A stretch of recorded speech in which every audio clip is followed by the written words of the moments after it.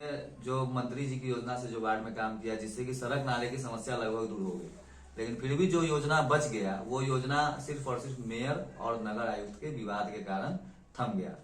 Work order निकलने के बाद भी जो है पूर्व नगर आयुक्त विवेक रंजन मैत्रेय ने ईगो के चक्कर में जो है उस सारी योजना को रोक दिए और बोले कि काम नहीं हो सकता, जबकि फंड की कोई कमी नहीं थी, फंड पर्याप्त था। अभी इस बार जो है आप अपने वार्ड से 17 से मतलब कि जो है अपनी पत्नी को चुनाव लड़ाने जा रहा है, आप क्यों नहीं चुनाव लड़े कि पत्नी को चुनाव लड़ा रहे हैं? देखिए, चुनाव हम लड़े या पत्नी लड़ी, अगर आप एक काम एक हाथ से करते हैं तो आपको कम मजबूती मिलता है, अगर आप दोनों हाथ से काम करते हैं तो आप ज्यादा मजबूत होते हैं। और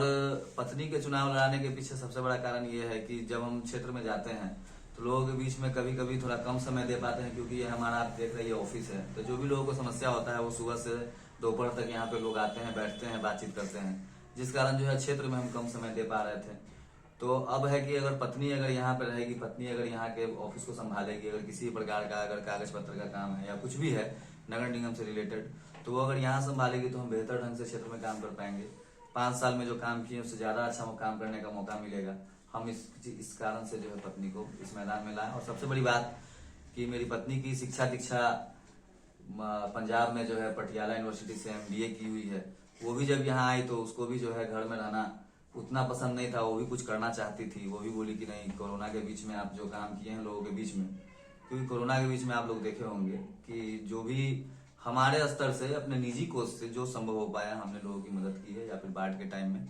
तो मेरी पत्नी चूंकि शादी होकर नई नई आई थी तो उसको भी ये सब देखकर अच्छा लगा, उसके मन में भी जागृति हुई कि वो भी समाज सेवा के क्षेत्र में आगे बढ़े। तो उन्होंने बताया कि नहीं, इस बार चुनाव मैं लड़ूंगी। तो मैंने बोला ठीक है, मैं उनका साथ दे रहा हूँ, वो मेरा साथ दे रही है, और लोगों का प्यार और आशीर्वाद बहुत अच्छा मिल रहा है,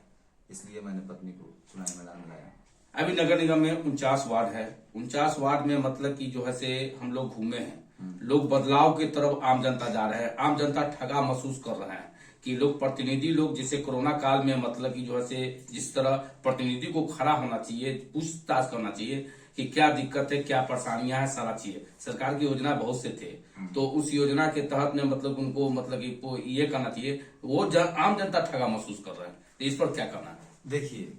मैंने अभी आपके सवाल से पहले ही एक बात बोला कि कोरोना काल के बीच में मैंने निजी कोष से बहुत सारे लोगों की मदद की है। वो मदद उसके लिए भले ही 1% का हो, आधा % का हो, लेकिन मैंने मदद किया है। जो भी नीडफुल लोग थे, जिसको आवश्यकता थी, वैसे लोगों को मैंने कुछ न कुछ मदद किया है, या फिर कोरोना हो या फिर बाढ़ में भी हो, जो कुछ लोग थोड़ा सा परेशान हो जाते हैं, रोजी रोटी जिनकी दिक्कत हो जाती है, उनकी मदद मैंने की है। रह गई बात बदलाव की, तो हमारे वार्ड में तो कुल 5 कैंडिडेट खड़े हैं, ठीक है। उस 5 कैंडिडेट में जो